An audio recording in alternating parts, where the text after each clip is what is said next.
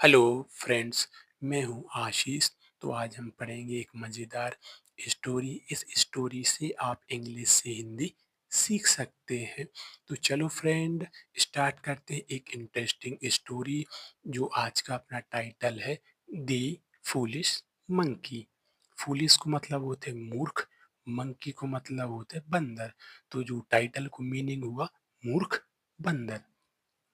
Once there was a king who was very fond of animals. Animals को मतलब होते जानवर, fond को मतलब होते शौकीन, king को मतलब होते राजा, वंश को मतलब एकदार। को जो यहाँ पर देयर यूज हुआ है, देयर तब यूज किया जाता है जब सेंटेंस में कोई सब्जेक्ट नहीं होता, इसलिए यहाँ पर देयर का यूज हुआ है, लेकिन इसका कोई भी मतलब नहीं होगा। वंस एकदार, देयर वाज अ किंग एक राजा था, who was very fond of animals जो जानवरों का बहुत ज्यादा शौकीन था। तो पूरे सेंटेंस को मतलब ये हुआ, एक दार एक राजा था जो बहुत ज्यादा जानवरों का शौकीन था। ही हैड आ पेट मंकी। पेट को मतलब होते पालतू, मंकी को मतलब होते बंदर। He had a pet monkey. उसके पास एक पालतू बंदर था। दी मंकी वाज अ फूल। फूल को मतलब होते मूर्ख, मंकी को मतलब बंदर। दी मंकी वाज अ फूल। बंदर एक मूर्ख था। What he was treated royally. Royally को मतलब होते हैं राजसी, ट्रीटेड को मतलब व्यवहार, वट को मतलब लेकिन। ही वॉज ट्रीटेड रॉयली, उसके साथ राजसी जैसा व्यवहार किया जाता था। And moved freely in the king's palace.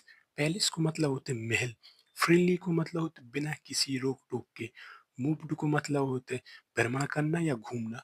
Moved freely in the king's palace, राजा के महल में भ्रमण करता था या घूमता था बिना किसी रोक टोक के। He was also allowed to enter the king's personal room. Rooms को मतलब होते जो कमरे वगैरह होते हैं, पर्सनल को मतलब होते व्यक्तिगत या निजू, अलाउड को मतलब होते इजाजत थी या अनुमति थी, एंटर्ड को मतलब होता है प्रवेश करना या जाना।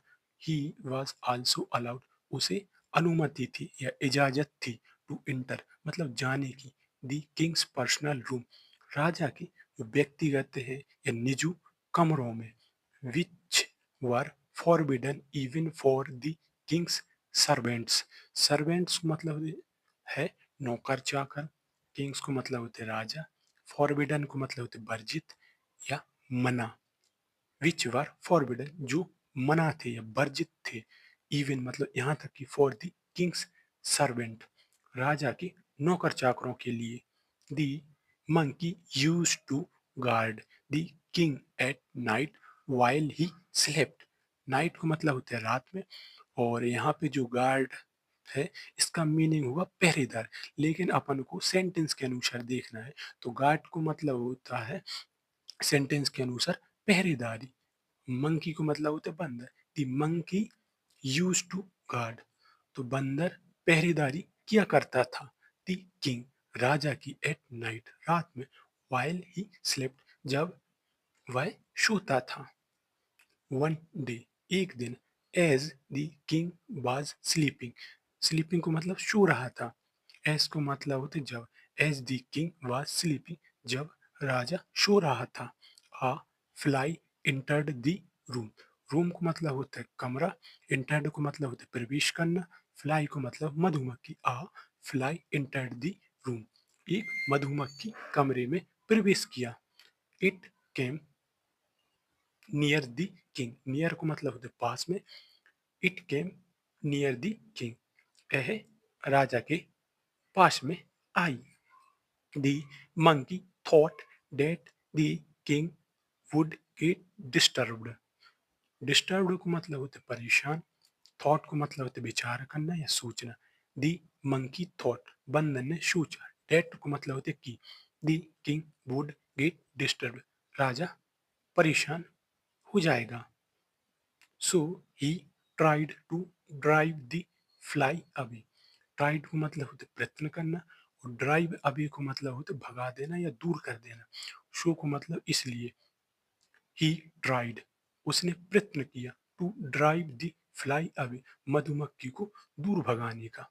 What the fly would go away and come back again to disturb the king. Disturb को मतलब होते परेशान, अगेन को मतलब होते दोबारा से, बैक को मतलब होते वापस, कम को मतलब आना, गो को मतलब जाना, और अवे को मतलब होते दूर। वट लेकिन, दी फ्लाई वुड गो अवे मधुमक्खी चली गई दूर, एंड और कम बैक अगेन वापस आई दोबारा से, टू डिस्टर्ब द किंग राजा को परेशान करने के लिए। तो यहाँ से यहाँ तक का जो मतलब हुआ, मधुमक्खी दूर चली गई और दोबारा से वापस आई राजा को परेशान करने के लिए। The monkey got tired of the fly, tired को मतलब होते परेशान हो जाना, फ्लाई को मतलब होते मधुमक्खी, बंदर को मंकी को मतलब होते बंदर। The monkey got tired of the fly, बंदर मधुमक्खी से परेशान हो गया। फाइनली अंततः आखिरकार he picked up a dagger to kill the fly, picked up को मतलब होते उठाना, डैगर को मतलब होते खंजर, टू किल को मतलब होते मारने के लिए, फ्लाई को मतलब मधुमक्खी। ही पिक्ड अप उसने उठाया, अ डैगर मतलब खंजर, एक खंजर, टू किल द फ्लाई मधुमक्खी को मारने के लिए। The fly came and sat on the king's nose, nose को मतलब होते नाक, नाक, और सेट को मतलब बैठना, केम को मतलब आना। द फ्लाई केम मधुमक्खी आई, एंड को मतलब होते और, sat on the king's nose राजा की नाक पर बैठ गई।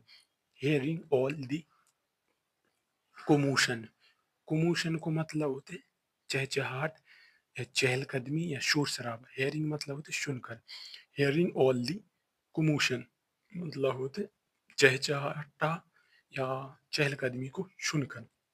The king woke up from his sleep, woke up को मतलब होते जागना या उठना, sleep को मतलब होते नींद। द किंग woke up राजा जागे, from his sleep अपनी नींद से। he opened his eyes and saw the monkey ready to use the drag on the fly, open को मतलब होते खोलना, आइस को मतलब आंखें, और रेडी को मतलब तैयार, टू यूज को मतलब उपयोग करने के लिए, डैगर को मतलब होते खंजर, और फ्लाई को मतलब मधुमक्खी। ही ओपनड हिज आइस उसने अपनी आंखें खोली, एंड और सो दी मंकी रेडी बंदर को देखा, रेडी टू यूज डैगर तैयार था, खंजर को यूज करने के लिए मतलब उपयोग करने के लिए, ऑन दी फ्लाई मधुमक्खी पर। तो यहाँ से यहाँ तक को जो मतलब ये हुआ, उसने अपनी आंखें खोली और देखा, बंदर खंजर को तैयार था उपयोग करने के लिए मधुमक्खी के ऊपर। तो पूरा ये मतलब ये हुआ कि मतलब होते मधु मतलब बंदर मधुमक्खी के लाने तैयार था मारने के लिए। The king gripped the dagger and drove him away from his room. Gripped को मतलब होते छीन लेना, और रूम को मतलब होते कमरा, और ड्रोव अवे को मतलब होते भगा देना या दूर कर देना। The king gripped the dagger.